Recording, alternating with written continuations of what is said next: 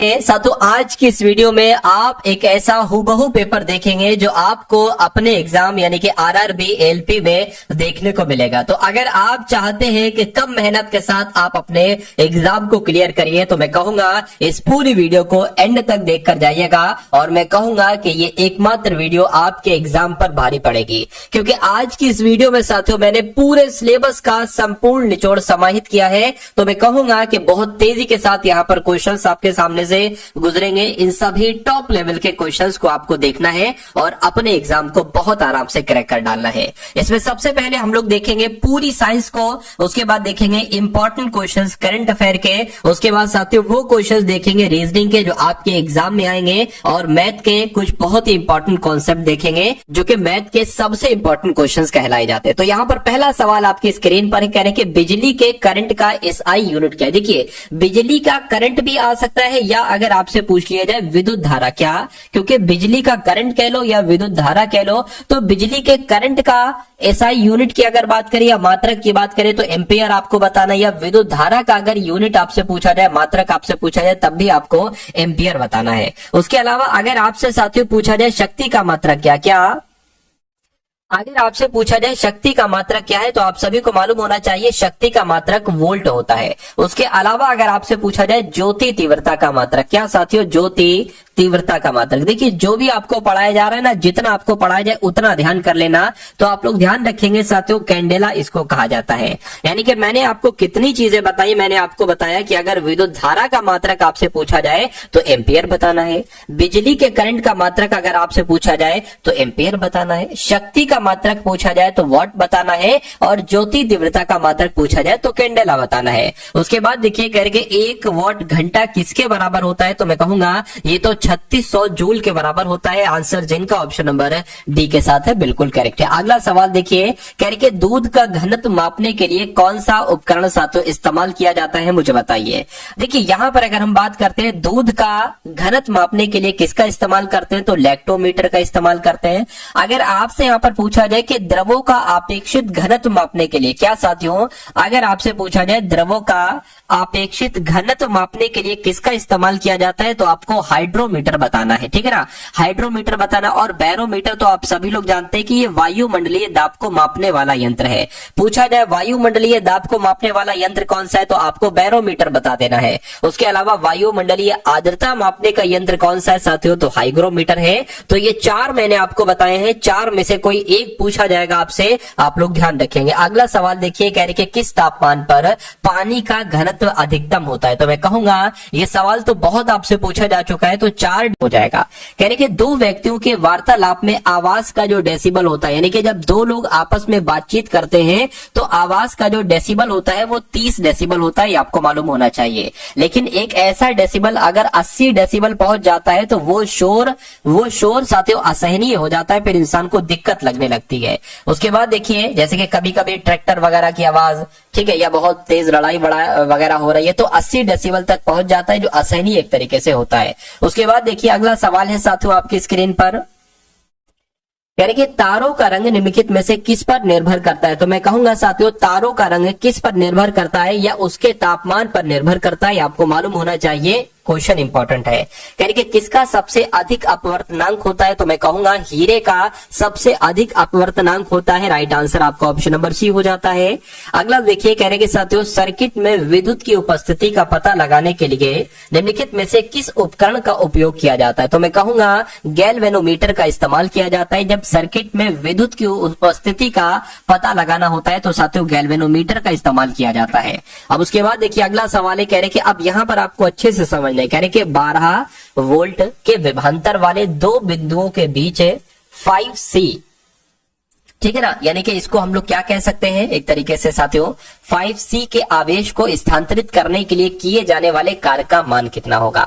तो यहां पर साथियों वोल्ट आपको कितना दे रखा है, 12 का दे रखा है, 12 वोल्ट आपको दे रखा है, ठीक है ना। यानी कि कूलॉम की अगर हम बात करते हैं साथियों एक कूलॉम है, C बराबर क्या हो जाएगा आपका कूलॉम हो जाएगा। उसके अलावा अगर यहाँ पर हम लोग बात करते हैं साथियों एक तरीके से यहाँ पर अगर बात करें तो 5 कूलॉम है, ठीक है ना। उसके अलावा अब अगर देखिए यहाँ पर अगर वर्क आपसे पूछा जा रहा है कार का मान क्या होगा, तो वर्क को हम W लिख लेते हैं और इसका एक सूत्र होता है विभवांतर, विभवांतर, ठीक है ना, विभवांतर और गुणा आवेश, ठीक है, विभवांतर गुणा आवेश आपका ये हो जाएगा। तो मैं कहूंगा विभवांतर तो 12 है और आवेश 5 है, यानी कि वर्क आपका कितना कहलाया जाएगा, वर्क आपका 12 पंजे 60 कहलाया जाएगा। तो मैं कहूंगा 60 कहां पर लिखा हुआ है, 60 जूल, ऑप्शन नंबर साथियों सी में लिखा हुआ है, तो ये आपका बिल्कुल करेक्ट आंसर हो जाएगा, ठीक है ना। चलिए अगला सवाल है, कह रहे कि निम्नलिखित में से किस वैज्ञानिक ने आपेक्षित सिद्धांत यानी कि रिलेटिविटी थ्योरी प्रस्तुत की थी। तो इनका नाम है साथियों आइंस्टीन, अल्बर्ट आइंस्टीन के द्वारा ही आपेक्षित सिद्धांत यानी कि रिलेटिविटी थ्योरी दी गई थी। अगला देखिए ये वो क्वेश्चन है साथियों जो आप अपने एग्जाम में हूबहू देखने वाले हैं, तो इस क्लास को बहुत धैर्य के साथ आपको लेना है और इस क्लास को साथियों एक ऐसे प्रश्न पत्र के दौर पर आपको लेना है कि ये सबसे सटीक है, यानी कि अगर सबसे इंपॉर्टेंट क्वेश्चन जो बनते हैं पूरी साइंस के, तो वो आप लोग यहां पर देख रहे हैं। तो थोड़ा सा धैर्य रखिए, आपको सब कुछ समझ में आएगा, ठीक है, सब कुछ हम लोग देखेंगे, चाहे वो मैथ हो, चाहे रीजनिंग हो, चाहे करंट अफेयर हो, चाहे वो विज्ञान हो। चलिए तो अब यहाँ पर अगर बात करें ट्रांसफार्मर की खोज किसके द्वारा की गई थी, आपसे डायरेक्ट पूछा जाएगा एग्जाम में, माइकल फैराडे के द्वारा ही ट्रांसफार्मर की खोज की गई थी। उसके बाद देखिए डायनेमो की खोज किसके द्वारा की गई थी, तो माइकल फैराडे ने ही डायनेमो की भी खोज की थी और साथियों ट्रांसफार्मर की भी खोज की थी। ये दोनों बातें आपको मालूम होना चाहिए। अगला देखिए अल्फ्रेड नोबेल ने किसका आविष्कार किया था, तो मैं कहूंगा डायनामाइट का आविष्कार किसने किया था, डायनामाइट का आविष्कार अल्फ्रेड नोबेल ने ही किया था। उसके बाद देखिए किसी पिंड की कार्य करने की क्षमता को क्या कहा जाता है, तो किसी पिंड की कार्य करने की क्षमता को क्या कहा जाता है, ऊर्जा कहा जाता है। ये आपका बिल्कुल करेक्ट आंसर हो जाता है। उसके बाद देखिए सिटी स्कैनिंग में उपयोग होता है, सिटी स्कैनिंग में देखिए ये जो क्वेश्चंस मैं आपको बता रहा हूं ना साथियों, ये आपके मनोमस्तिष्क में कहीं ना कहीं स्टोर होते जा रहे हैं, आपको मालूम पड़ रहा हो या ना मालूम पड़ रहा हो, ये आपके मनोमस्तिष्क में स्टोर हो रहे हैं और जब ये क्वेश्चंस आपको दिखेंगे तो आप बहुत आराम से इनका जवाब दे पाओगे, बहुत आराम से सही उत्तर लगा पाओगे। तो बस आपको ध्यान पूर्वक देखना है साथियों इस क्लास को। कह के सिटी स्कैन में साथियों जो उपयोग होता है एक तरीके से एक्सरे के लिए इसका इस्तेमाल किया जाता है। सिटी स्कैन का आंसर जिनका ऑप्शन नंबर बी था बिल्कुल करेक्ट था। उसके बाद देखिए कह रहे कि आधुनिक परमाणु सिद्धांत तैयार किया था, तो मैं कहूंगा ये तो जॉन डॉल्टन के द्वारा सिद्धांत तैयार किया गया था। कौन सा सिद्धांत, आधुनिक परमाणु सिद्धांत किसने दिया था, तो मैं कहूंगा जॉन डॉल्टन ने ही दिया था। अगला देखिए कह रहे कि एक नाभिक में प्रोटॉन और न्यूट्रॉन को बांधने वाले बल को क्या कहा जाता है, तो साथियों इस बल को प्रबल नाभिकीय बल के नाम से जाना जाता है। किस बल के रूप में जाना जाता है, जो एक नाभिक में प्रोटॉन और न्यूट्रॉन को बांधने वाला बल होता है, इस बल को प्रबल नाभिकीय बल कहा जाता है। आंसर आपका डी के साथ जाएगा। नेक्स्ट नंबर का सवाल है, कह रहे कि प्रोटियम, ड्यूटेरियम और ट्राइटियम को निम्नलिखित में से किसकी श्रेणी में रखा गया है, तो मैं कहूंगा आइसोटोप की श्रेणी में रखा गया है। यह सवाल आएगा तो डायरेक्ट आएगा साथियों कि प्रोटियम, ड्यूटेरियम और ट्राइटियम को किस श्रेणी में रखा गया है, तो आइसोटोप की श्रेणी में रखा गया है। बस इतना आपको बता देना है। उसके बाद देखिए नेक्स्ट नंबर का सवाल है, कह रहे कि भारी पानी आमतौर पर निम्नलिखित में से किस उद्योग द्वारा उपयोग किया जाता है, तो मैं कहूंगा परमाणु ऊर्जा उत्पादन संयंत्र में उपयोग किया जाता है भारी पानी भारी जल। तो आंसर आपका जो जाएगा साथियों ऑप्शन नंबर डी के साथ जाएगा। अगला देखिए साथियों यहाँ पर पूरी साइंस के, चाहे वो फिजिक्स हो, चाहे केमिस्ट्री हो, चाहे बायोलॉजी हो, चाहे जीव विज्ञान हो, चाहे रसायन हो, चाहे भौतिकी हो, पूरे के पूरे टॉप लेवल के साथियों 50 क्वेश्चंस मैंने यहाँ पे लिए, यानी कि टॉप 50 क्वेश्चंस मैंने लिए हैं। और उसके अलावा साथियों 25 क्वेश्चंस हम लोग देखेंगे पूरी करंट अफेयर के, जो सबसे दमदार क्वेश्चंस बनते हैं जो आपके एग्जाम में आपको दिखेंगे। और उसके बाद रीजनिंग को हम लोग देखेंगे और मैथ को देखेंगे। तो सब कुछ साथियों तैयार है। चलिए अगला सवाल है आपकी स्क्रीन पर, कह रहे कि निम्नलिखित में से किसके प्रवाह के कारण एक इलेक्ट्रोलाइट के द्वारा इलेक्ट्रिक करंट पास करती है, तो किसकी बात चल रही है साथियों, धनात्मक और ऋणात्मक आयन की बात चल रही है। आंसर आपका ऑप्शन नंबर बी के साथ जाएगा।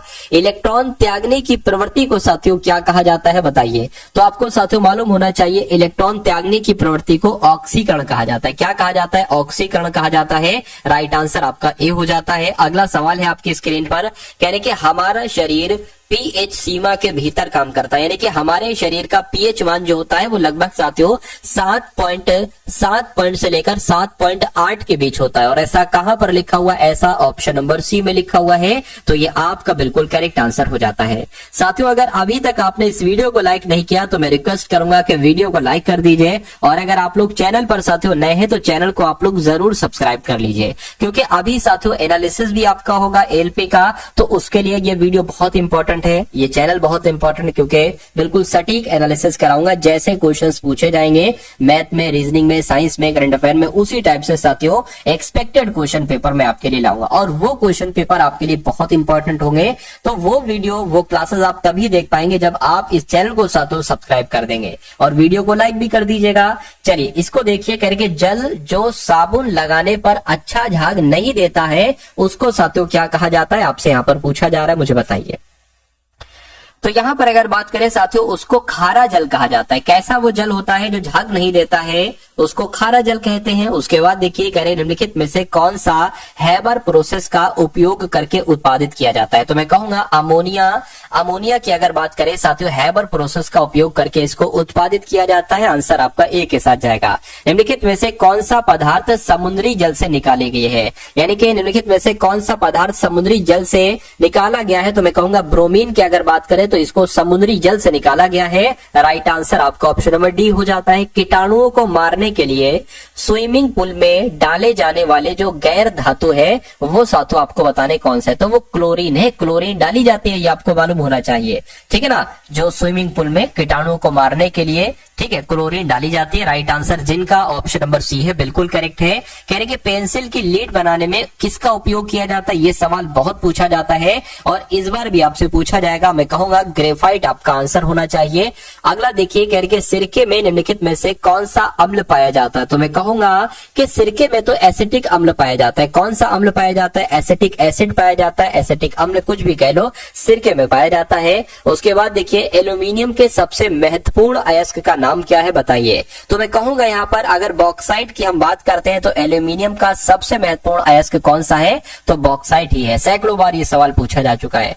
भारत में पाया जाने वाला कौन एक गैर धात्विक खनिज है। तो किसकी बात चल रही है साथियों, पायरोफाइलाइट की बात चल रही है। यानी कि पायरोफाइलाइट की अगर बात करें तो भारत में पाया जाने वाला एक गैर धात्विक खनिज है, ये आपको मालूम होना चाहिए। उसके बाद देखिए विज्ञान की कौन सी शाखा ट्यूमर के बारे में बताती है। तो मैं कहूंगा कि यहाँ पर आपका राइट आंसर जो जाएगा वो ऑन्कोलॉजी के साथ जाएगा। ऑन्कोलॉजी की अगर बात करें तो साथियों ट्यूमर के बारे में, यानी कि ट्यूमर के अध्ययन को एक तरीके से क्या कहा जाता है, ऑन्कोलॉजी कहा जाता है, आप लोग ध्यान रखेंगे। अगर बात करते हैं साथियों यहाँ पर ऑस्टियोलॉजी, तो इसमें हड्डियों का अध्ययन किया जाता है। क्या, हड्डियों का अध्ययन और उनके रोगों का उपचार करने को क्या कहा जाता है, ऑस्टियोलॉजी कहा जाता है। अगर हम एनाटॉमी की यहाँ पर बात करते हैं तो मानव के शरीर की रचना का अध्ययन किया जाता है एनाटॉमी में, ये भी आप लोग मालूम होना चाहिए। देखिए और यूरोलॉजी की जब हम बात करते हैं तो जो पेशाब से संबंधित बीमारियां होती हैं इनका उपचार किया जाता है, इनका अध्ययन किया जाता है यूरोलॉजी में। तो इतनी जानकारी आपको मालूम होना चाहिए।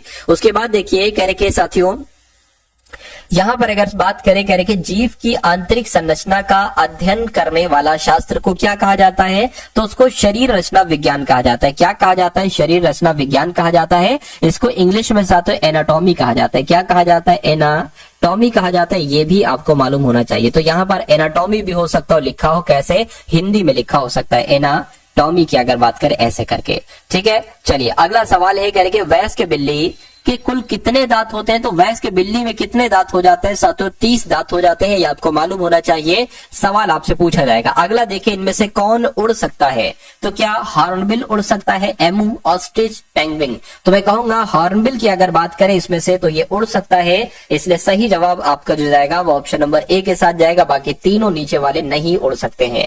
निम्नलिखित में से कौन संसार में सबसे अधिक तीव्रता से काटता है, यानी कि अगर बात करें सबसे तेज क्या काटता है, अफ्रीकी बिच्छू, पनामा का दीपक सबसे तेज काटता है, या ऑस्ट्रेलिया की गिलहरी सबसे तेज काटती है, या भारतीय कोबरा सबसे तेज काटता है। तो संसार में सबसे अधिक तीव्रता से अगर कोई काटता है तो पनामा की दीपक काटती है, ये आपको साथियों मालूम होना चाहिए, ठीक है ना।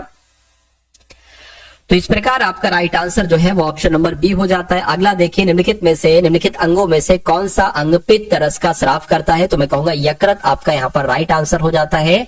अगला देखिए, कौन सा अंग वसा को तोड़कर कोलेस्ट्रॉल बनाता है? तो मैं कहूंगा कि जो यकृत होता है ना, यही साथियों वसा को तोड़कर कोलेस्ट्रॉल बनाता है। सही जवाब आपका बी के साथ। निम्नलिखित में से किस जानवर की छोटी आंत होती है? तो इनमें से किस जानवर की छोटी आंत होती है? मैं कहूंगा शेर की छोटी आंत होती है। राइट आंसर आपका ऑप्शन नंबर बी हो जाता है। उसके बाद देखिए, मानव रक्त में प्लाज्मा की लगभग कितनी मात्रा होती है? तो 55 से 60% साथियों ये क्या होता है? ये प्लाज्मा ही होता है ब्लड में, यानी कि ब्लड में प्लाज्मा की जो मात्रा होती है वो 55 से 60 के बीच होती है। उसके बाद देखिए, निम्नलिखित में से किसकी सहायता से रक्त द्वारा ऑक्सीजन ले जाई जाती है? यहां पर आपका राइट आंसर साथियों क्या हो सकता है? फटाफट आप लोग बताइए। तो मैं कहूंगा लोहित कोशिकाएं यहां पर आपका सही जवाब हो जाएगा, यानी कि लोहित कोशिकाएं, ठीक है ना, इसकी सहायता से रक्त द्वारा ऑक्सीजन ले जाया जाता है। अगला देखिए, हार्मोन इंसुलिन हमारे शरीर में किस ग्रंथि द्वारा निर्मित होता है? तो आप लोगों को मालूम होना चाहिए साथियों, अग्न्याशय के द्वारा निर्मित होता है, यानी कि हार्मोन इंसुलिन हमारे शरीर में अग्न्याशय के द्वारा निर्मित होता है। आंसर आपका ऑप्शन नंबर ए हो जाता है। उसके बाद देखिए, सबसे बड़ी अंतःस्रावी ग्रंथि इसमें से कौन सी है? तो यहां पर अगर बात करें साथियों, सबसे बड़ी अंतःस्रावी ग्रंथि इसमें से कौन सी है? तो अवटु ग्रंथि की अगर बात करें, अवटु ग्रंथि को साथियों थायराइड भी कहा जाता है। क्या थायराइड भी इसको साथियों कहा जाता है? तो थायराइड कह लो, ये भी सबसे बड़ी अंतःस्रावी ग्रंथि है। थायराइड को अवटु ग्रंथि भी कहा जाता है। अगला देखिए, विटामिन बी से निम्नलिखित में से संबंधित नहीं है, यानी कि अगर हम यहाँ पर बात करते हैं साथियों, विटामिन बी से निम्नलिखित में से कौन सा संबंधित नहीं है? तो मैं कहूंगा विटामिन बी का रासायनिक नाम क्या होता है? एस्कार्बिक एसिड होता है। बाकी अगर हम थायमिन की बात करते हैं तो ये साथियों विटामिन बी1 का रासायनिक नाम होता है। राइबोफ्लेविन की जब हम बात करते हैं तो ये विटामिन बी2 का रासायनिक नाम होता है। और नियासिन की बात करते हैं तो विटामिन बी3 का रासायनिक नाम होता है। तो इतनी जानकारी आपको मालूम होना चाहिए। उसके बाद देखिए, ट्रांस वसा के कारण निम्नलिखित में से किसमें वृद्धि होती है? तो किसमें वृद्धि होती है साथियों? आपको मालूम होना चाहिए किस में वृद्धि होती है, फटाफट बताइए। तो खराब कोलेस्ट्रॉल में वृद्धि होती है। सही जवाब आपका ऑप्शन नंबर सी हो जाता है। किस विटामिन, क्या विटामिन ए की कमी से निम्नलिखित में से कौन सा रोग होता है? तो विटामिन ए की कमी से तो रतौंधी नाम का रोग हो जाता है, आपको साथियों मालूम होना चाहिए। अगला देखिए, आपके स्क्रीन पर है, निम्नलिखित में से कौन सा विटामिन सी की कमी का लक्षण है? यानी कि जब किसी के शरीर में विटामिन सी की कमी हो जाए तो उसको क्या पेट दर्द होता है? नहीं। रतौंधी होती है? नहीं। पेट बाहर आता है? नहीं साथियों। मसूड़ों से खून निकलता है, यानी कि मसूड़ों से संबंधित जो बीमारी होती है साथियों, पायरिया यानी कि रोग की अगर बात करें तो ये विटामिन सी की कमी से होती है। ये आपको मालूम होना चाहिए। अगला देखिए, कह रहे कि गायों और भैंसों में एंथ्रेक्स फैलाने के लिए निम्नलिखित में से कौन सा प्रेरक एजेंट जिम्मेदार होता है? तो कौन सा जिम्मेदार होता है? तो मैं कहूंगा जीवाणु का ये सारा खेल होता है। राइट आंसर आपका ऑप्शन नंबर बी हो जाता है। अगला देखिए, पौधों में मूल रोमों द्वारा जल जिस प्रक्रिया से अवशोषित किया जाता है उसको क्या कहा जाता है? तो उसको साथियों क्या कहा जाता है? बताइए। उसको परासरण कहा जाता है। क्या कहा जाता है साथियों? उसको परासरण कहा जाता है। सही जवाब अगर आपका है ऑप्शन नंबर डी के साथ, तो मैं कहूंगा आंसर आपका बिल्कुल करेक्ट है।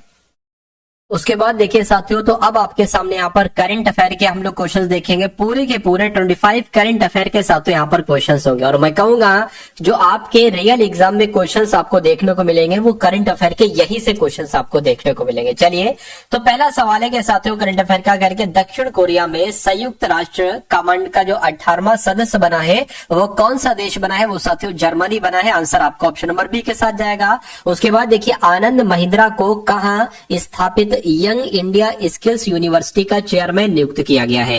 यानी कि यहां पर अगर बात करें साथियों, तेलंगाना आपका राइट आंसर होगा। तो जो यंग इंडिया स्किल्स यूनिवर्सिटी का चेयरमैन नियुक्त किया गया है वो आनंद महिंद्रा को नियुक्त किया गया। और ये कहां पर स्थापित की गई है? तो साथियों तेलंगाना में स्थापित की गई है। अगला देखिए, कह रहे कि आरबीआई ने किसे तमिलनाडु का मार्केटाइल बैंक का एमडी और सीईओ नियुक्त किया है? तो मैं कहूंगा एस सुकुमारन नायर जी को किया है। राइट आंसर आपका जो जाएगा वो ऑप्शन नंबर बी के साथ जाएगा। उसके बाद देखिए, कह रहे कि पेरिस पैरालंपिक 2024 में भारतीय दल का ध्वजवाहक किसे नियुक्त किया गया था? तो किसे नियुक्त किया गया था? सुमित अंतिल को किया गया था, भाग्यश्री जाधव को किया गया था। यानी कि आंसर आपका जो जाएगा वो ऑप्शन नंबर सी उपयुक्त दोनों के साथ जाएगा। तो आप लोगों को मालूम होना चाहिए क्योंकि आपके एग्जाम में पूछा जाएगा ये सवाल कि पेरिस पैरालंपिक 2024 में भारतीय दल का ध्वजवाहक किसे नियुक्त किया गया था? तो सुमित अंतिल और भाग्यश्री जाधव को नियुक्त किया था। अगला सवाल कह रहे कि भारत ने किस देश से आयातित स्टील पर डंपिंग रोधी जांच शुरू की है? तो मैं कहूंगा जो वियतनाम से साथियों स्टील आ रही है इस पर डंपिंग रोधी जांच शुरू की है। किस देश ने? अपने देश भारत ने।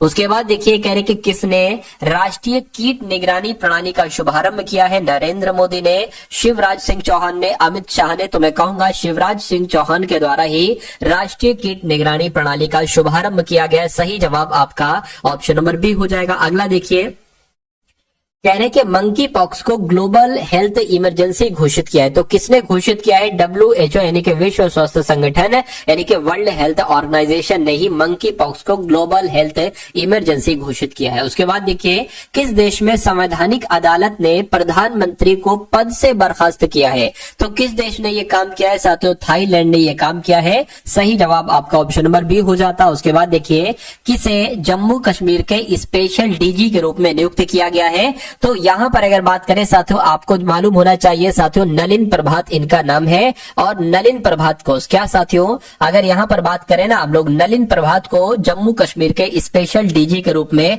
नियुक्त किया गया है। ये आप सभी लोगों को यहां पर मालूम होना चाहिए भाई। बहुत बढ़िया, वेरी गुड क्लास। चलिए अगला सवाल है कह रहे कि किस देश में 15 अगस्त के दिन को राष्ट्रीय शोक के रूप में मनाया जाता है? तो मैं कहूंगा किस देश की बात चल रही है? बांग्लादेश की बात चल रही है। बांग्लादेश में 15 अगस्त को राष्ट्रीय शोक के रूप में मनाया जाता है।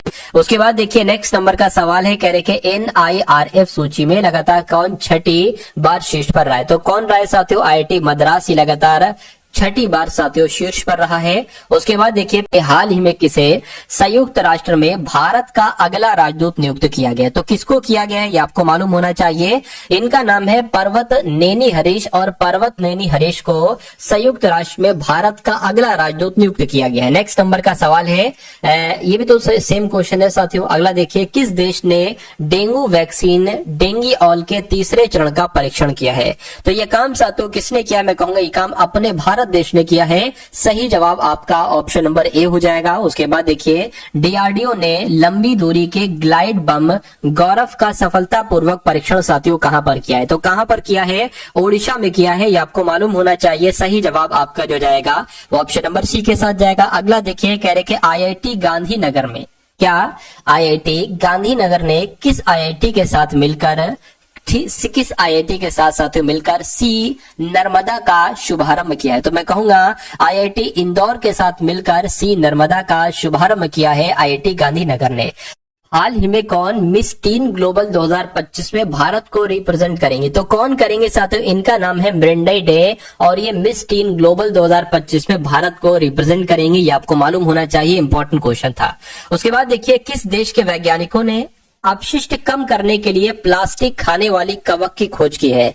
तो किसने साथियों यह काम किया है? ये आपको मालूम होना चाहिए। फटाफट आप लोग यहाँ पर बता दीजिए। आपका राइट आंसर साथियों किस ऑप्शन के साथ जाएगा? तो मैं कहूंगा जर्मनी के वैज्ञानिकों ने यह काम किया है। ठीक है, प्लास्टिक खाने वाली कवक की इन्होंने खोज कर ली है जर्मनी के वैज्ञानिकों ने। कह रहे कि किस देश ने ऑपरेशन सद्भाव शुरू किया है? तो मैं कहूंगा किस देश ने किया है? मैं कहूंगा अपने भारत देश ने ऑपरेशन सद्भाव शुरू किया है। ये आपको मालूम होना चाहिए। अगला देखिए कह रहे कि साथियों चौथा ग्लोबल बायो इंडिया 2024 सम्मेलन सफलतापूर्वक संपन्न हुआ है नई दिल्ली में। कहां पर संपन्न हुआ है साथियों? ये नई दिल्ली में संपन्न हुआ है। उसके बाद देखिए ब्रुसेल्स में डायमंड लीग 2025 का खिताब किसने जीता है? साथियों 75 क्वेश्चंस तक हम लोग देखेंगे और उसके बाद रीजनिंग के क्वेश्चंस और मैथ के क्वेश्चंस आपके सामने से गुजरने वाले हैं। तो यहां पर अगर बात करते हैं साथियों इस सवाल का जवाब आपका यहां पर क्या हो सकता है, देखकर फटाफट यहां पर मुझे बता दीजिए। तो अगर आपका जवाब साथियों ब्रुसेल्स में डायमंड लीग 2024 का खिताब किसने जीता है? एंडरसन पीटर्स ने जीता है। अगर आपका जवाब ऑप्शन नंबर सी है तो मैं कहूंगा बिल्कुल करेक्ट है। कह कि कौन सा देश वैश्विक साइबर सुरक्षा सूचकांक में टियर 1 पर पहुंच गया है? तो किस देश की बात चल रही है? अपने भारत की बात चल रही है, क्योंकि अपना भारत साइबर सुरक्षा सूचकांक में टियर 1 पर पहुंच गया है। उसके बाद देखिए साथियों किस देश ने हिजाब पर प्रतिबंध लगाया है? तो मैं कहूंगा ताजिकिस्तान ने साथियों हिजाब पर प्रतिबंध लगाया है। ये आपको मालूम होना चाहिए। राइट आंसर आपको ऑप्शन नंबर बी हो जाता है। अगला देखिए कह रहे कि चक्रवाती तूफान इसका नाम बेनबिका है। बेनबिका ने किस देश को प्रभावित किया? यानी कि ये तूफान कहां पर आया है? तो मैं कहूंगा ये तूफान फिलीपींस में आया। कहां पर आया ये तूफान? ये तूफान साथियों फिलीपींस में आया है। चक्रवाती तूफान है, इसका नाम है बेनबिका। ये आप सभी लोगों को यहाँ पर मालूम होना चाहिए भाई। बहुत बढ़िया, वेरी गुड क्लास। अब उसके बाद साथियों यहाँ पर आप लोग देखेंगे आपने 75 क्वेश्चन तक देख लिए साथियों, जिसमें से 25 क्वेश्चन करंट अफेयर के और पूरी साइंस के सबसे टॉप लेवल के आपने 50 क्वेश्चन देखे। अब आप लोग यहाँ पर देखेंगे साथियों 10 क्वेश्चन रीजनिंग के जो सबसे इंपॉर्टेंट है, मैं कहूंगा यहाँ से कई सारे क्वेश्चन आपको अपने रियल एग्जाम में देखने को मिलेंगे। उसके बाद 10 क्वेश्चन लगभग हम लोग मैथ के देखेंगे। तो इन 10 क्वेश्चन को साथियों देखिएगा और मुझे बताइएगा कि कैसा स्कोर आपका रहा। देखिए पहला सवाल आपसे एग्जाम में साथियों जो पूछा जाएगा या पूछा जा सकता है, मैं कह सकता हूं। देखिए सबसे पहले आपको एक ऐसी आकृति, यहां पर आधा गोला आपको दिख रहा है और अगली आकृति में ये आधा गोला ऐसे हो गया, यानी कि ऐसे गोला था, अगली आकृति में ऐसे गोला हो गया। अब आपको बताना है ये एक गोला है, इससे जो गोला बनेगा वो यहां पर कैसे बनेगा।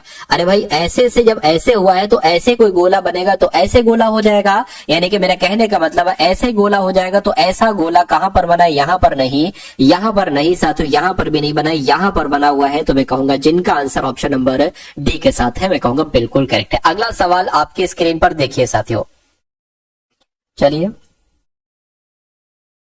अब इस सवाल की बात करें साथियों, इस सवाल में आप कैसे क्या कर पाएंगे, ठीक है ना, कैसे क्या कर पाएंगे, कैसे ये सवाल होगा। देखिए इसमें कुछ नहीं है साथियों, इसमें आपको बताना है कि इसको थोड़ा सबसे पहले मैं बड़ा कर देता हूं। देखिए इसमें आपको कुछ नहीं करना है, इसमें आपसे कहा गया है कि अगर यहां पर एक दर्पण रख दिया जाता है, शीशा रख दिया जाता है, ठीक है ना, दर्पण रख दिया जाता है तो ये आईने में कैसा दिखेगा, बस इतनी सी बात आपसे पूछी जा रही है। तो मैं कहूंगा साथियों यहां पर अगर बी वाई जो सबसे पहले है वो सबसे अंत में दिखेगा और जो सबसे अंत में वो सबसे पहले दिखेगा, यानी कि डी दिखेगा तो डी आईने में कुछ ऐसे दिखेगा, ठीक है ना। जी की जब हम बात करते हैं साथियों, जी आपका कुछ ऐसे करके दिखेगा, थोड़ा सा मैनेज कीजिएगा। और एम की बात करें साथियों, एम ऐसे दिखेगा आपका, ठीक है। और यू की बात करें तो यू आपका ऐसे दिखेगा और वाई जैसा है वाई वैसे ही दिखेगा और बी की बात करें बी वैसा दिखेगा। तो ऐसा कहां पर साथियों है, फटाफट मुझे बताइए ऐसा कहां पर आपको यहां पर लग रहा है, देखिए और फटाफट आप लोग यहां पर मुझे बताइए। तो मैं कहूंगा ऐसा तो साथियों मुझे ऑप्शन नंबर डी में नजर आ रहा है, डी में नजर आ रहा है। तो यही आपका क्या हो जाएगा, यही आपका बिल्कुल करेक्ट आंसर हो जाता है। अगला सवाल देखिए, अब कहा जा रहा है कि एक निश्चित कूट भाषा में शिमला को क्या लिखा जाता है। देखिए अगर बहुत सारे आपसे सवाल पूछे जाते हैं कोडिंग डिकोडिंग के, ये समझ लीजिए कोडिंग डिकोडिंग के कुछ नहीं 2 से 3 सवाल तक साथियों आपसे यहां पर पूछे जा सकते हैं, ठीक है ना। तो मैं कहूंगा साथियों इन सभी चीजों को आप कवर अप करिएगा और कोडिंग डिकोडिंग आपके लिए बहुत इंपॉर्टेंट चैप्टर है, ठीक है ना। चलिए तो इस सवाल की अगर बात करें, इसमें साथियों क्या है, कुछ नहीं है। इसमें अगर बात करें देखिए एच से क्या हो गया है, यहाँ पर टी हो गया। तो एस होता है 19 पर, टी होता है 20 पर यानी कि 1 बढ़ाया गया है। एच होता है 8 पर, जे होता है 10 पर यानी कि यहाँ पर 2 बढ़ा दिया गया।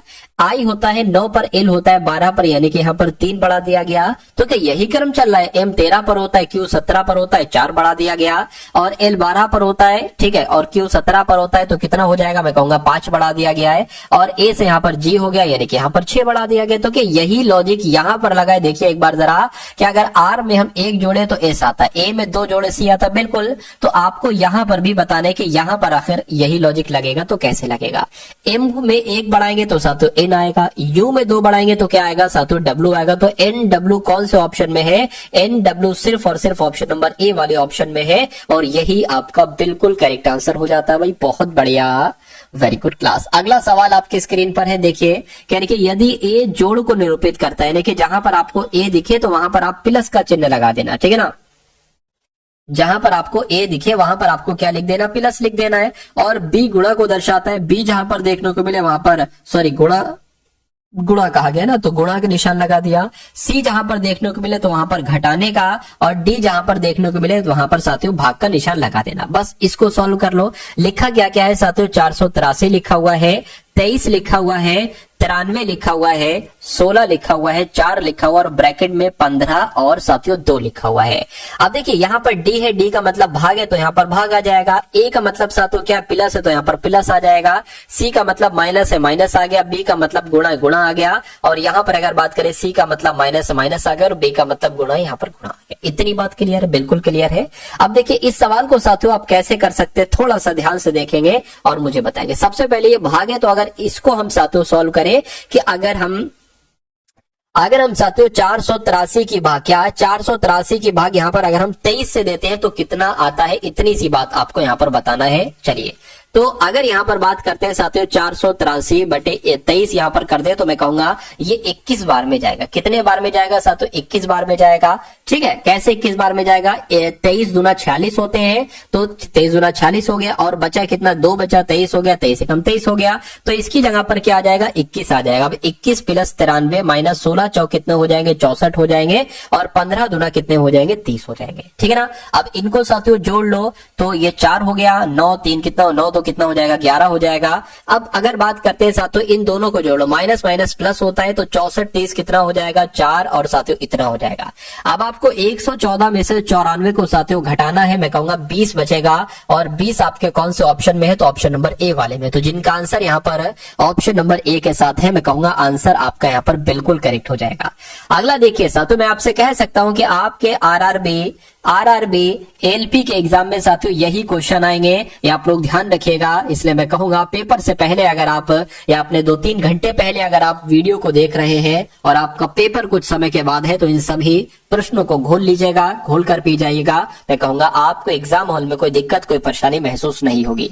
अब यहाँ पर अगर बात करें, कह रहे कि अब इन शब्दों को, इन वर्ड्स को उस क्रम में लगाना है जैसे ये अंग्रेजी के शब्दकोश में होते हैं। एक ऐसा भी सवाल आपसे पूछा जाता है, तो इस सवाल को साथ कैसे करोगे? देखिए, ये है एनई पहले आता है, एनओ बाद में आता है, एनई पहले आता है, एनओ बाद में आता है, एनआई पहले आता है। मैं कहूंगा इन दोनों में से कोई ना कोई पहले आता है। बी पहले आता है, आर बाद में आता है, तो ये 3 सबसे पहले आ जाएगा। उसके बाद साथियों ये 1 आ जाएगा। अब देखिए एनओ बी पहले आता है, या एनओएम पहले आता है, या एनआई पहले आता है। तो मैं कहूंगा एनआई पहले आता है, तो ये आपका साथियों 5 आ गया यहाँ पर। ठीक है ना। और ये वाला फिर आ जाएगा 2, और फिर साथियों 4 आ जाएगा। मैं कहूंगा 315-24 कहां पर लिखा हुआ है? ऑप्शन नंबर बी में लिखा हुआ है, तो ये आपका बिल्कुल करेक्ट आंसर हो जाता है।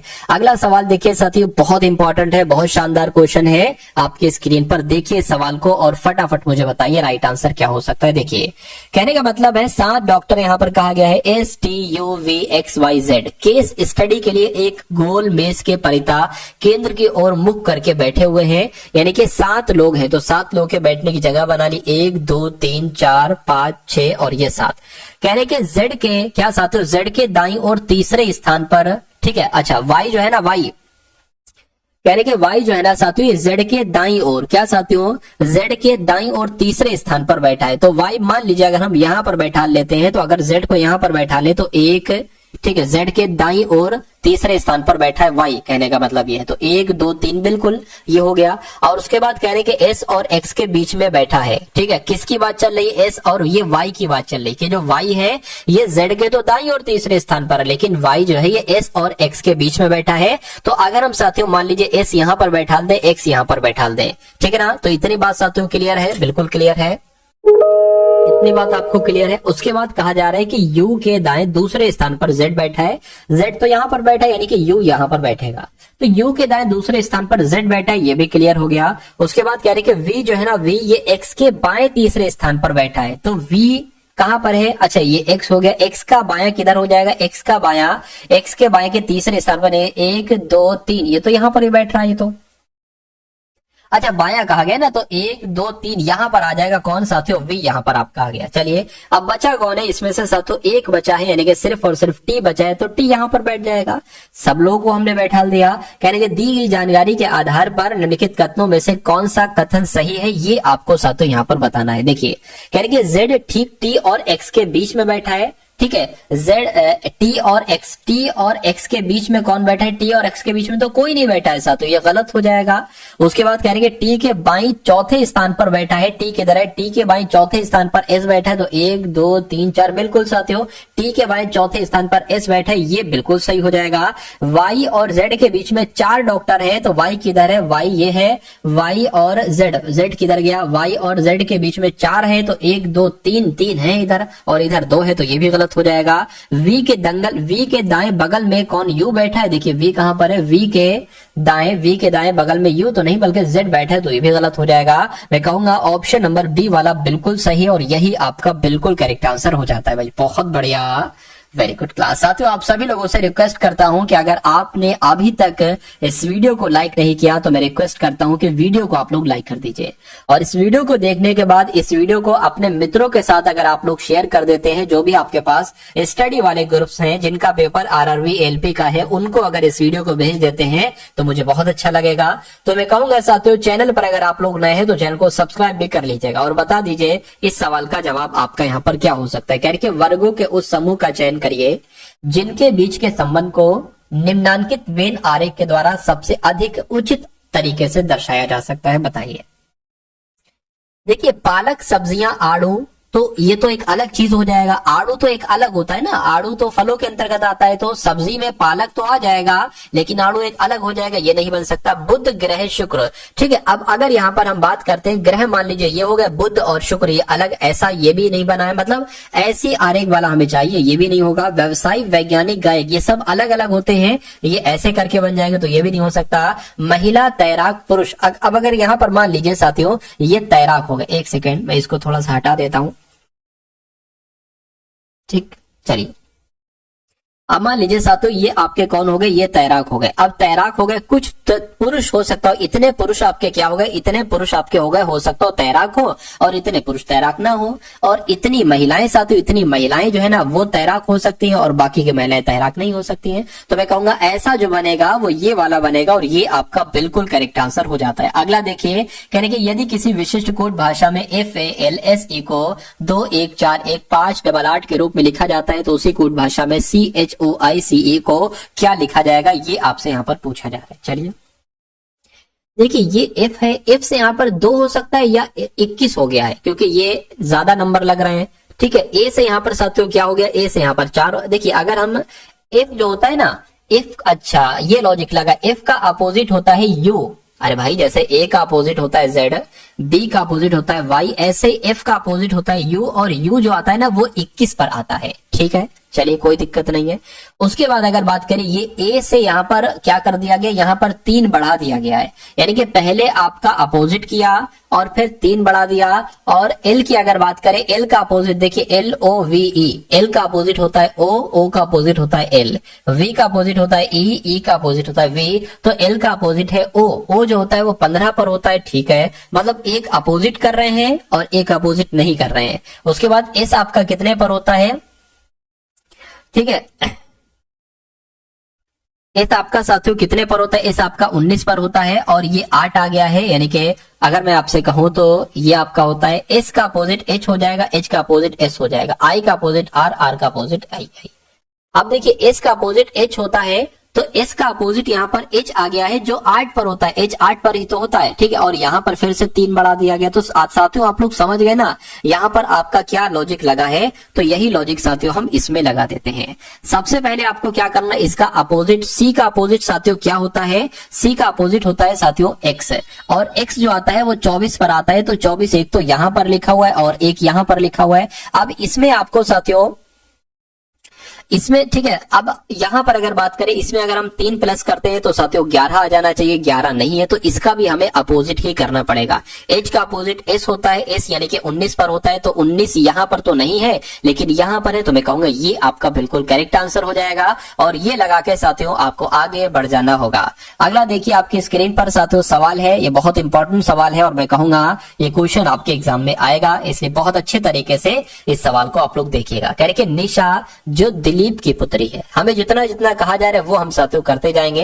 यानी कि दिलीप की अगर बात करें तो दिलीप की पुत्री कौन है, दिलीप की पुत्री साथियों निशा है। चलिए दिलीप की पुत्री निशा है, वह देवेशी से कहती है, ठीक है, देवेशी से क्या, यानी कि निशा जो है ना ये देवेशी से कहती है, ठीक है, तुम्हारी माँ ऋतु क्या, अच्छा देवेशी से ये कह रही है कि देवेशी से क्या कह रही है, कह रही कि तुम्हारी माँ, ठीक है, तुम्हारी माँ ऋतु मेरे पिताजी की छोटी बहन है। यानी कि इनकी बहन की अगर बात करें तो इनकी बहन का नाम क्या हो जाएगा, इनकी बहन का नाम साथियों ऋतु हो जाएगा, ऋतु हो जाएगा, सॉरी ऋतु हो जाएगा, ठीक है। और वो इनकी माँ है, यानी कि दिलीप की पुत्री निशा देवेशी से कह रही है कि तुम्हारी जो मम्मी है ना, मम्मी वो मेरे पिताजी की बहन है, छोटी बहन है, ठीक है, जो कृष्णा की दूसरी संतान है। जो कृष्णा की दूसरी संतान कहने का मतलब ये है कि साथियों जो कृष्णा की संतान है, यानी कि कृष्णा की दूसरी संतान मतलब पहली संतान ये हो गई कृष्णा की, कृष्णा पिताजी हो गए दिलीप के, और दूसरी संतान ऋतु हो गई। ये दोनों भाई बहन है, ये दोनों, ये इनकी बेटी है, ये इनकी बेटी है। तो कह रहे कि कृष्णा का देवेशी से क्या संबंध है, यानी कि देवेशी क्या कहेगी कृष्णा को। तो देवेशी क्या कहेगी साथियों कृष्णा को, ये मम्मी है, मम्मी के पिताजी को क्या कहा जाता है, नाना कहा जाता है। तो नाना आपका राइट आंसर होगा। और नाना कहां पर लिखा हुआ है, ऑप्शन नंबर डी में लिखा हुआ है। तो जिनका आंसर यहां पर ऑप्शन नंबर डी है, मैं कहूंगा आंसर आपका बिल्कुल करेक्ट है। उसके बाद देखिए साथियों, अगला सवाल आपके स्क्रीन पर है। यहां पर कहा जा रहा है कि 11 से जैसे 17 बनाए, क्या 11 से जैसे 17 बनाया गया है, उसी प्रकार आपको बताना है कि 12 से यहां पर कौन सा नंबर बनेगा। और उसी प्रकार जो आया है यहां पर 14 से 119 बना है। तो ये सवाल अगर आपके एग्जाम में पूछा जाए तो आप साथियों इसका कैसे जवाब देंगे मुझे बताइए। चलिए देखिए, यहां पर अगर साथियों हम लोग बात करें ना, ये 11 की गुणा हम सीधे सीधे अगर 7 से कर देते हैं तो ये नंबर हमें मिल जाता है। उसी प्रकार 14 की गुणा हम अगर किससे करते हैं साथियों, 14 की गुणा हम किससे करते हैं तो साथियों हमें 119 साथियों मिलेगा। चलिए ये आपसे यहां पर साथियों पूछा जा रहा है, देखिए और फटाफट बताइए राइट आंसर क्या होगा। देखिए 14 अट्ठे कितने होते हैं, अगर हम साथियों 14 और 14 गुणा 8 की अगर बात करें तो 112 होते हैं। अब बचा कितना है साथियों, यहाँ पर 12 और 13 14 15 16 17 18 19 यानी कि 7 बचा है। ठीक है, तो अगर हम 14 की गुणा 8.5 से कराते हैं तो हमें 119 मिल जाएगा। यानी कि 14 की गुणा यहाँ पर हमने किससे करा दी, 8.5 से करा दी, तो हमें ये नंबर मिल गया। अब देखिए 11 की गुणा 7 से कराई तो ये मिला, 14 की गुणा 8.5 से कराई तो ये मिला। इसके बीच का नंबर क्या होगा, यानी कि 7 और 7.5 के बीच का नंबर क्या होगा, मैं कह सकता हूं अगर हम साथ इसकी गुणा यहाँ पर बीच का या ना लेकर अगर हम 7.5 से इसकी गुणा करें तो एक बार देखिए 12 की गुणा अगर 7.5 से कराते हैं तो कितना आता है, 12 पंजे 60, 12 पंजे 60, 12 पंजे 75, ठीक है, 12 पंजे 60, 12 छक 72, 12 सत्ते 84, तो यहाँ पर 84 आ गया, 0 आ गया, 0 आ गया 9, यानी कि 900 यहाँ पर साथियों 900 आ रहा है, क्या 900 नहीं 90 आ रहा है। ठीक है, क्योंकि पॉइंट लगा था। तो मैं कहूंगा क्या यहाँ पर 90 आ रहा है, अगर 90 ऑप्शन में साथ तो मैं कहूंगा ये हमारा लॉजिक बिल्कुल सही लगा। और मैं देख पा रहा हूं यहाँ पर 90 ही आ रहा है। कैसे, क्योंकि यहाँ पर साथियों अब 1.5 बढ़ाया गया है और यहाँ पर भी साथियों 1.5 बढ़ाया गया है, हो गया ना समान। तो मैं कहूंगा ये सवाल आपके लिए बहुत इंपॉर्टेंट है और अगर ये सवाल आता है तो हजारों हजार लाखों लाख बच्चे नहीं कर पाएंगे इस सवाल को, लेकिन आपने अगर टारगेट सिलेक्शन से स्टडी की है तो आप इस सवालों को, इन सभी सवालों को बहुत आराम से कर लेंगे। अब अगर आप चाहते हैं साथियों कि एएलपी, आरआरबी, एएलपी के एग्जाम में मैथ को आप सभी सवालों को बहुत आसानी से करना चाहते हैं तो मैं कहूंगा अब मैथ के 10 क्वेश्चंस होंगे और इन 10 क्वेश्चंस में पूरी मैथ को हम लोग एक तरीके से रिवीजन करेंगे। देखिए सवाल आपसे पूछा जाएगा कि एक मशीन जिसका नाम है एक्स, ये 4 घंटे में 1000 बोल्ट बनाती है, यानी कि एक मशीन है ना जिसका नाम एक्स है, ये 4 घंटे में 1000 बोल्ट को तैयार करती है। ठीक है, कोई दिक्कत नहीं। कहने की दूसरी मशीन है जिसका नाम है वाई, ये 12 घंटे में क्या साथियों, 12 घंटे में 1000 वोल्ट को तैयार करती है, 12 घंटे में 1000 वोल्ट को साथियों ये तैयार करती है। ठीक है, ये बात हो गई। तो कहने के एक्स और वाई मशीनें एक साथ अपनी अपनी नियत उत्पादन दर पर काम करें तो 1000 वोल्ट का उत्पादन करने में इनको कितने घंटे का साथियों समय लगेगा, ये बात आपसे यहाँ पर पूछी जा रही है। तो क्या हो सकता है साथियों, आपका राइट आंसर यहाँ पर मुझे बताने की कोशिश कीजिए। देखिए अगर 4 घंटे में 1000 वोल्ट तैयार किए जाते हैं एक्स के द्वारा, तो अगर मैं आपसे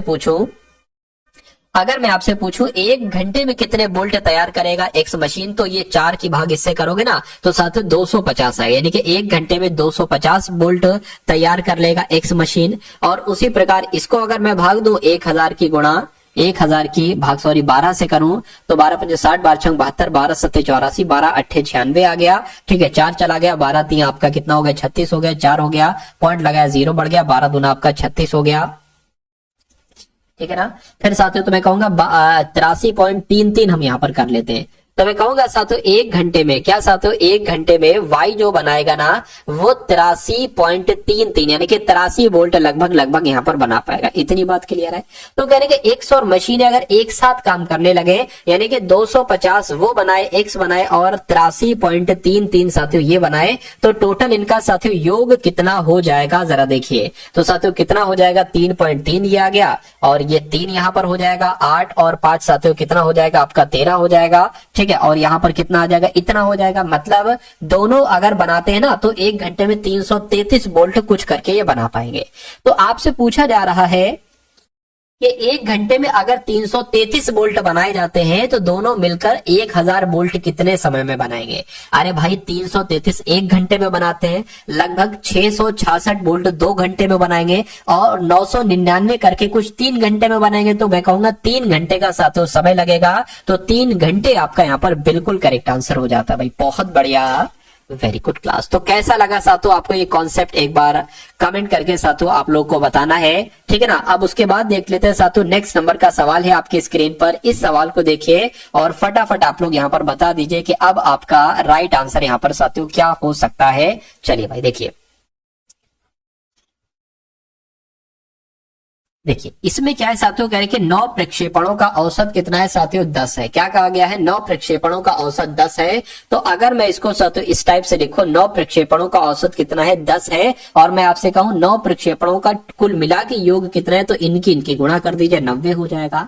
यानी कि जिसमें पहले 5 प्रक्षेपणों का औसत 11 है, टोटल 9 प्रक्षेपण है, जिसमें से जो शुरू के 5 प्रक्षेपण है ना, शुरू के 5 प्रक्षेपणों का औसत यहाँ पर 11 बताया गया। मैं कहूँ शुरू के 5 प्रक्षेपणों का योग कितना होगा, तो 11 पंजे 55 हो जाएगा। और कहने के जो अंतिम 5 प्रक्षेपण है, ये 9 है ना, अंतिम अगर अंत से देखेंगे तो अंतिम 5 प्रक्षेपणों का औसत 8 है, तो इनको योग करिए, 8 पंजे 40 हो गया।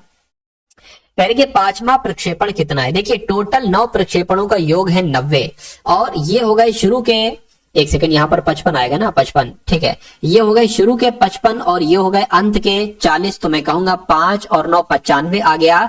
अब ये पता, एक को इसने 2 बार काउंट कर लिया है, एक 5 5 10 हो गए, इसमें 9 है, तो मैं कहूंगा इन दोनों का डिफरेंस कितना होगा, 5 होगा। तो यही तो 5वां प्रक्षेपण होगा। तो 5 आपका जो जाएगा वो बिल्कुल करेक्ट आंसर के साथ जाएगा भाई। बहुत बढ़िया, वेरी गुड क्लास। अगला सवाल देखिए, कह रहे कि बी और सी की वर्तमान औसत आयु 60 वर्ष है। यानी कि बी और सी दो लोग हैं, इनकी औसत आयु जो बताई गई है वो 60 वर्ष बताई गई। अगर मैं आपसे पूछूं बी और सी की कुल आयु कितनी है, तो इनको गुणा करा दो, 30 60 दूना कितना हो जाएगा, 120 हो जाएगा, ठीक है ना।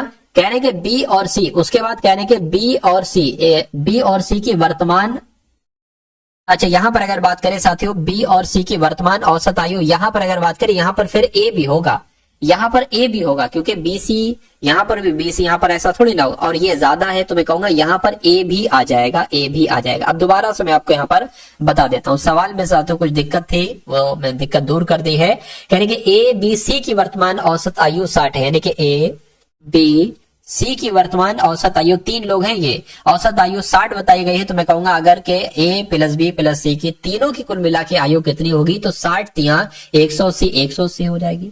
उसके बाद कह रहे कि बी और सी की वर्तमान औसत आयु कितनी है साथियों, 50 है। तो इनका टोटल कितना बैठेगा, 100 बैठेगा। तो कह रहे कि ए की वर्तमान आयु कितनी है, ये इससे कितना कम है, 80 कम है। तो मैं कहूंगा साथियों ए की वर्तमान आयु 80 वर्ष होगी। और 80 वर्ष कहां पर लिखा हुआ है, ऑप्शन नंबर ए में लिखा हुआ है। तो ये आपका बिल्कुल करेक्ट आंसर हो जाता है भाई। बहुत बढ़िया, वेरी गुड क्लास। चलिए साथियों, अब उसके बाद देखिए सभी के सभी बहुत इंपॉर्टेंट क्वेश्चंस थे साथियों। चैनल को अगर सब्सक्राइब नहीं किया तो चैनल को जरूर सब्सक्राइब कर लीजिएगा। और अगर पीडीएफ आप लेना चाहते हैं तो पीडीएफ साथियों वीडियो के अंत में आप लोगों को बताया जाएगा, पीडीएफ आप लोग ले लीजिए, क्योंकि उसमें से आपका तकरीबन 65% साथियों पेपर आपका फंसेगा, ठीक है ना। चलिए, और कोई ज्यादा कीमत भी नहीं है, सिर्फ 45 रुपए साथियों उसकी कीमत है। उसके बाद देखिए करके कोई व्यक्ति किसी वस्तु को निश्चित मूल्य पर बेचकर 15% का लाभ कमाता है, ठीक है, 15% का लाभ कमाता है। मान लीजिए वो वस्तु 100 रुपए में लाया होता और उसने 115 रुपए की बेची, तभी तो 15% का लाभ कमाएगा। कहेंगे यदि वह इसे दोगुने मूल्य पर बेचता, यानी कि उसने अभी इसको 115 में बेचता है, इसका दोगुने मूल्य पर, यानी कि 115 यानी कि अगर उसको वो 230 रुपए में बेचता तो उसको कितना लाभ होता। अरे भैया लाया था 100 रुपए की, बेच दी उसने 230 रुपए की, तो साफ साफ उसको 130% का प्रॉफिट हुआ है। तो मैं कहूंगा 130% कहां पर है, ऑप्शन नंबर बी में है। अगला देखिए, यानी कि एक वस्तु को 12% की हानि पर बेचा जाता है 3520 रुपए में। देखिए, अगर किसी वस्तु को 20% की हानि पर बेचा जाता तो कहा जाता कि उसको 80% में बेचा गया है, लेकिन यहां पर कहने के 12% की हानि पर बेचा जा रहा है, तो मैं कहूंगा उसको साथियों क्या, उसको 88% पर बेचा गया है। तो 88% पर अगर किसी वस्तु को बेचा जाता है 3520 रुपए में बेचा जाता है, ठीक है ना। तो कहने के 18% का लाभ, अगर लाभ करने के लिए हम वस्तु को बेचे तो कितने रुपए में बेचेंगे। देखिए, ये 3520 बटे यहाँ पर 88 आ गया, ये हो गई 1% की वैल्यू। अब आपको 18% लाभ से बेचना है, यानी कि आपको 118% में बेचना होगा, तो आप इसकी गुणा 118 से करेंगे और इसकी भी गुणा आपको 118 से करनी पड़ेगी। बस आपको इसको कैलकुलेट करना है। आपको 18% लाभ प्राप्त करने के लिए जो वस्तु का मूल्य होगा वो आपको साथियों मालूम पड़ जाएगा। इस जीरो से ये जीरो कैंसिल कर देते हैं, ठीक है ना। 4 दूना 8, 4 अट्ठे 32 और 4 अट्ठे 32 आपका ये हो जाएगा। इसको कट करेंगे साथियों 44 यहाँ पर आ जाएगा। अब आपके 118 की गुणा यहाँ पर आपको 44 से करानी है। 4 अट्ठे 32 हो जाएगा, 4 एकम 4 और आपका ये 7 हो गया, 4 एकम 4 हो गया। फिर से 2 7 4 यहाँ पर आ गया, यहाँ पर 2 आ जाएगा, यहाँ पर 9 आ जाएगा, यहाँ पर साथियों कितना 11 आ जाएगा 5, यानी कि 5152 आया है। क्या 5152 आया है? एक सेकंड, कुछ मुझसे मिस्टेक हुई है, ये एक बार मैं चेक कर लेता हूं। 118 की गुणा 44 से अगर करेंगे तो आया तो 9152 है। फिर से एक बार सवाल को हम लोग पढ़ते, कहीं कुछ मिस्टेक तो नहीं हुई है कि 12% की हानि, ठीक है, 12% की हानि पर 3520 रुपए में अगर बेचा जाता है तो 18% का लाभ प्राप्त करना हो, ठीक है ना। ये 88 यहाँ पर आ जाएगा, ठीक है, 88 हो गया, 3520 हो गया। 18% का लाभ प्राप्त करने के लिए इस वस्तु को किस मूल्य पर बेचा जाना चाहिए। एक बार साथियों 3520 गुणा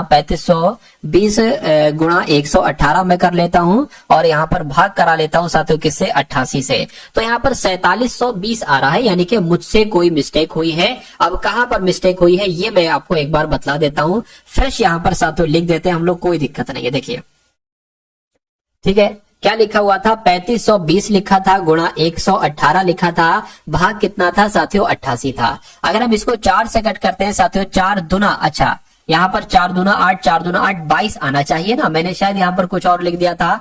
4 अट्ठे 32 हो जाएगा, 4 अट्ठे 32 हो जाएगा और यहाँ पर 0 आ जाएगा, ठीक है ना। अब उसके बाद साथियों यहाँ पर 118 आ चुका है। अब देखिए 22 एकम 22, 22 चौक 88 हो जाएंगे, 0 आ गया। अब आपको 118 की गुणा साथियों 40 से करना है, 4 से कर दीजिए।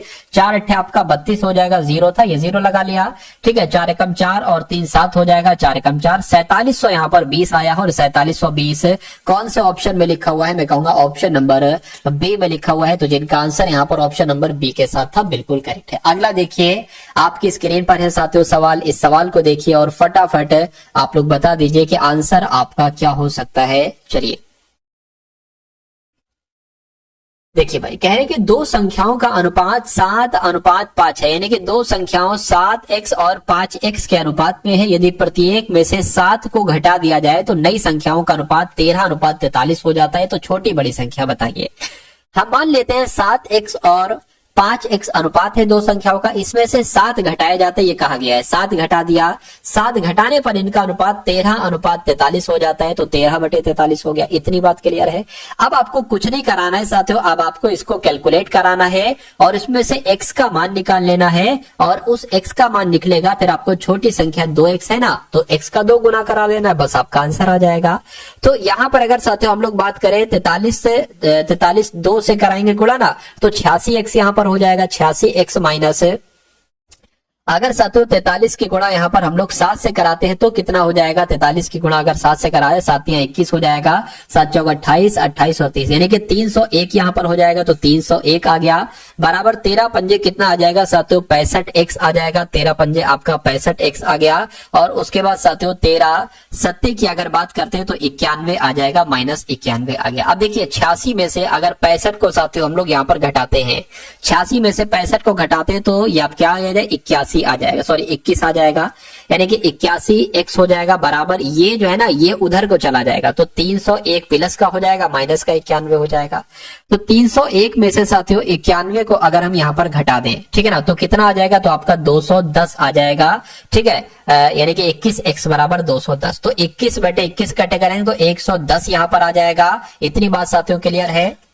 उसके बाद साथियों मैंने आपको बताया था x का मान निकाल लेना। और छोटी संख्या क्या है, छोटी संख्या साथियों 2x है। तो x बराबर 10 है तो 2x बराबर साथियों 20 हो जाएगा। तो 20 आपका यहाँ पर आंसर हो जाएगा। अगर बड़ी संख्या पूछते तो 5x बता देते, तो 5 गुणा साथियों 10 कितना हो जाता है 50। तो उस कंडीशन में आंसर आपका 50 के साथ जाता है।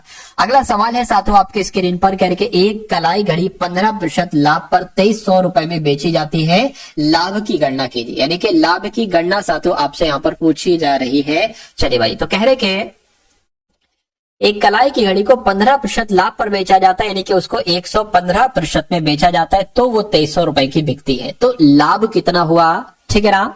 देखिए अब यहां पर अगर हम बात करें 1% की वैल्यू क्या होगी, यानी कि हमें 15% निकालना है, तो ये कितना हो जाएगा 2300 हो जाएगा और बटे 115। ये अब 1% की वैल्यू आ गई है, 1% की वैल्यू आ गई, इतनी बात क्लियर है। अब इसका हम 15% साथियों निकाल लेते हैं, क्योंकि 15% का लाभ है, ये 1% की वैल्यू आ गई, ठीक है ना। तो इसको अगर कट करें साथियों 5 तिया 15 हो जाएगा, 5 दूना 10 और 1 जाएगा, 5 तिया 15 हो जाएगा। 23 से कट करेंगे तो 100 आ जाएगा। मैं कहूंगा 3 गुणा 100 कितना हो जाएगा 300 हो जाएगा। यानी कि जो 15% लाभ का कमाया है 2300 पर, तो वो 300 निकलेगा। तो इस प्रकार आपका आंसर अगर है ऑप्शन नंबर ए के साथ, तो बिल्कुल करेक्ट है। अगला देखिए कह रहे कि एक विद्यालय के छात्रों की कुल संख्या 1600 है और लड़कों और लड़कियों का अनुपात 11:9। पहले हम यही करा लेते हैं कि अगर किसी स्कूल में 1600 कुल मिला के लड़के, 1600 लड़कियां और लड़कियां हैं, तो अगर मैं आपसे पूछूं बॉयज कितने होंगे, बॉयज यहां पर कितने होंगे, तो आप पता है क्या करा देंगे, 1600 बॉयज यहां पर कितने बताए गए हैं 11 बताए गए हैं, 11 अनुपात तो 11 से गुणा हो जाएगी और नीचे इनका योग आ जाएगा जो कि 20 हो जाएगा। 20 अट्ठे 160 हो जाएगा, 80 हो गया, 11 अट्ठे साथियों 88 हो जाएगा। मैं कहूंगा साथियों बॉयज आपके कितने आ जाएंगे, बॉयज आपके आ जाएंगे 880।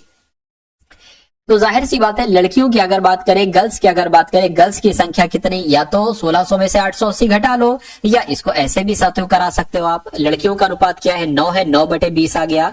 यहाँ पर साथियों वही 80 आ गया और 8 64 8 72, यानी कि 720 आपकी क्या आ गई, ये आपकी गर्ल्स आ गई। ठीक है, चलिए उसके बाद कह रहे हैं कि अगर इस अनुपात को 4:3 के करने के लिए विद्यालय में कितने और लड़के और लड़कियां प्रवेश इसमें लेंगी, इतनी सी बात आपसे यहाँ पर साथियों पूछी जा रही है, ठीक है ना। 880 लड़के हो गए, 720 साथियों लड़कियां हो गई। तो अगर हम मान करें, अब कह रहे हैं कि कितने लड़कों को प्रवेश इसमें दिया जाए, तो 880 जो लड़के हैं, मान लीजिए हम कह सकते हैं कि इसमें अगर x लड़के और मिला दिया जाते हैं और लड़कियों तो साथियों 720 हैं, तो जब लड़के इसमें इतने मिला दिए जाते हैं तो इनका अनुपात 4:3 हो जाता है। ये इनके कहने का मतलब है। तो बस यहां से आपको x का मान निकाल लेना है, ठीक है। तो इसको अगर साथियों गुणा करेंगे 88 की गुणा 3 से, तो 0 आ गया। 1 सेकेंड, ठीक, 8 आपका 24 आ जाएगा, 8 24 25 26 आपका आ जाएगा, यानी कि 2640 प्लस आपका 3x आ जाएगा बराबर 4 की गुणा 720 से करेंगे तो 0 आ गया। 4 दूना 8 8 आ गया, 7 चौक 28 आ गया, यानी कि 88 2880 आपका आ गया। अब देखिए यहां पर अगर बात करें 3x बराबर, ये उधर चला जाएगा माइनस का हो जाएगा, यानी कि 2880 में से जब 2640 घटाओगे तो कितना आ जाएगा 0। 8 में से 4 जाएगा 4 बचेगा, 28 में से 26 जाएगा 2 बचेगा। तो x का मान कितना आ जाएगा साथियों 240/3 आ गया। x का मान आ जाएगा 3 7 21 3 8 24, यानी कि 80 x का मान आ चुका है। इतनी बात क्लियर है, कहिए बिल्कुल क्लियर है। तो कह रहे हाँ, यहां पर देखिए क्या कहा जा रहा था कि कितने लड़कों को प्रवेश दिया जाए, तो मैंने कहा था x लड़कों को प्रवेश दिया जाए तो इनका अनुपात ये होगा। अब x का मान क्या आया है 80 आया है, तो मैं कहूंगा कि कितने और लड़कों को प्रवेश देना होगा, 80 और लड़कों को प्रवेश देना होगा। ये आपका बिल्कुल करेक्ट आंसर हो जाता है। अब उसके बाद देख लीजिए साथियों 2 सवाल और बचे हैं, एक ये सवाल और एक ये सवाल, और उसके बाद साथियों क्लास आपकी एंड हो जाएगी। देखिए इस सवाल को कैसे लिखा गया मैं आपको थोड़ा सही से लिखकर दिखा देता हूं। 1 सही 1 माइनस 1/2, ठीक है। उसके बाद साथियों 1 माइनस 1/3 और उसके बाद 1 माइनस 1/4 है, और फिर dash dash dash dash dash है, और 1 माइनस 1 माइनस 1/23 यहां पर आ चुका है। इसको आपको कैलकुलेट करना है। देखिए 2 एकम 2, अब 2 में से 1 जाएगा, क्या बचेगा 1/2 बचेगा, यानी कि इसकी जगह पर 1/2 आ गया है। गुणा लिख लीजिए 3 एकम 3, 3 में से 1 जाएगा तो 2/3 बचेगा, 2/3 आ गया, गुणा लिख लीजिए। 4 एकम 4, 4 में से 1 जाएगा 3 बचेगा, यानी कि 3 बटे यहाँ पर 4 आ जाएगा, और ये डैश डैश डैश ऐसे करके चलता रहेगा। 23 एकम 23, 23 में से 1 जाएगा, 22/23 यहाँ पर आ जाएगा, 22/23 यहाँ पर आ चुका है, ठीक है ना। इतनी बात क्लियर। अब देखिए अब इस 2 से ये 2 कैंसिल हो गया, इस 3 से ये 3 कैंसिल हो गया, ऐसे ही ये प्रोसेस आगे चलता जाएगा। यहाँ पर 4 से ये 4 यहाँ पर होगा, ये कैंसिल हो जाएगा, इससे ये कैंसिल हो जाएगा, इससे ये कैंसिल हो जाएगा, उसी प्रकार इससे ये कैंसिल हो जाएगा। अब सब कैंसिल हो चुका है, आपके पास सिर्फ 1 और 23 बचा है, यानी कि इसको कैलकुलेट करके 1/23 आ जाएगा। ऐसा सवाल आपसे पूछा जाता है। 1/23 कहां पर लिखा हुआ है? ऑप्शन नंबर ए में लिखा हुआ है। तो जिनका आंसर यहाँ पर ऑप्शन नंबर ए है, मैं कहूंगा आंसर आपका बिल्कुल करेक्ट है भाई, बहुत बढ़िया, वेरी गुड क्लास, ठीक है ना। चलिए अब उसके बाद देखिए, 2 लंबवृत्तीय शंकु हैं, एक सी है और एक टी है, इनकी त्रिज्याओं का अनुपात 2:3 है और उनकी ऊंचाइयों का अनुपात 3:2 है। तो कहने के शंकु डी के आयतन का शंकु सी के आयतन से अनुपात क्या होगा? देखिए सबसे पहले तो आपको मालूम होना चाहिए साथियों, शंकु का आयतन कितना होता है। मान लीजिए शंकु डी का आयतन, या शंकु का आयतन कह लो, शंकु डी का आयतन कह लो। शंकु डी का आयतन का अनुपात और शंकु सी का आयतन का अनुपात, क्या साथियों? 2 चीजें आपसे पूछी जा रही हैं। शंकु सी का आयतन, इन दोनों का आयतन आपको साथियों यहाँ पर बतलाना है। तो इसका आयतन कितना होता है शंकु का? 1/3 पाई आर स्क्वायर एच होता है, और इसका क्या होता है? 1/3, सेम ही होगा, 1/3 पाई आर स्क्वायर एच होता है, ठीक है ना। अब देखिए यहां पर अगर हम कट करें तो इससे ये कैंसिल हो जाएगा, इससे ये कैंसिल हो जाएगा, बचा आपके पास साथियों आर स्क्वायर एच और आर स्क्वायर एच, ठीक है ना। अब डी का आयतन क्या है? ठीक है, डी की अगर बात करें, डी की त्रिज्या और ऊंचाई मुझे बताइए जरा। तो डी की बात करें, त्रिज्या ये हो जाएगी, यानी कि 3 का स्क्वायर हो जाएगा, और डी का ठीक है ना, अगर डी का ऊंचाई की बात करें तो साथियों ये 2 हो जाएगा, तो यहाँ पर 2 आ जाएगा। यहाँ पर क्या आ जाएगा साथियों? 2 का स्क्वायर और 3 आ जाएगा, यानी कि 2 का स्क्वायर और गुणा 3 आ गया। तो इसको आपको कैलकुलेट करना है, बस क्या करना है, कोई दिक्कत नहीं है। देखिए 3 तिया कितना हो गया साथियों? 3 तिया आपका 3 गुणा 3 हो गया, गुणा 2 हो गया, ये आपका 2 गुणा 2 हो गया और गुणा 3 हो गया। इस 2 से ये 2 कैंसिल, इस 3 से ये 3 कैंसिल, यानी कि बचा क्या? 3/2 बचा। इसको हम लिख सकते हैं 3:2 लिख सकते हैं। तो 3:2 कहां पर लिखा हुआ है? ऑप्शन नंबर ए में लिखा हुआ है। तो मैं कहूंगा कि ये आपका यहाँ पर बिल्कुल करेक्ट आंसर हो जाता है भाई, बहुत बढ़िया, वेरी गुड क्लास। तो कैसी लगी साथियों आपको ये क्लास? एक बार कमेंट